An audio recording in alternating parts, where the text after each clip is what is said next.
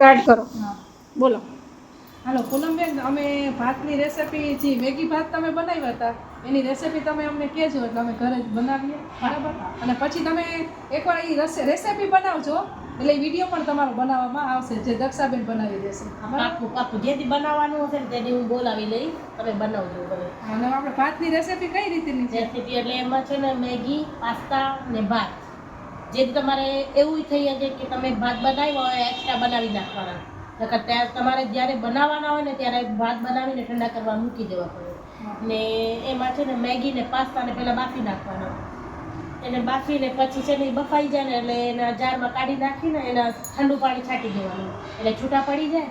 પછી એની ગ્રેવીમાં ડુંગળી, લસણ, આદુ, ટમેટા, કેરી નાખવી હોય તો કેરી, એવું બધું નાખવાનું. એમાં પહેલાં તમે તેલ મૂકો, એમાં પછી થોડીક ડુંગળી જેટલી તમારે ભાત કે હોય આ પ્રમાણે નાખવાનું.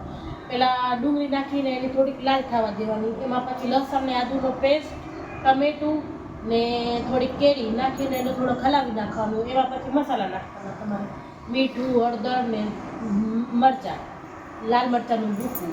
એ થોડું હલાવીને એમાં જરાક જેવું પાણી નાખીને એમાં થોડુંક સોયા સોસ, ચીલી સોસ ને પ્લસમાં એને મેગી મસાલો ને શેઝવાન ચટણી એ નાખીને એને હલાવી નાખવાનું. પછી એમાં બધું નાખવાનું જે આપણે બાઈફા હતા ને એ ને એના ભાત ને એ બધું મિક્સ કરીને પછી હલાવીને થોડીક વાર તળવા દેવાનું. પછી બસ બની ગયું. વાહ, મસ્ત બનાવી. મને બોલાવજો, બનાવી દે. બોલતા ભલે નથી આવડતું, બનાવતા આવડે મને. બોલતા નથી આવડતું, એનું શું કરું? મસ્ત.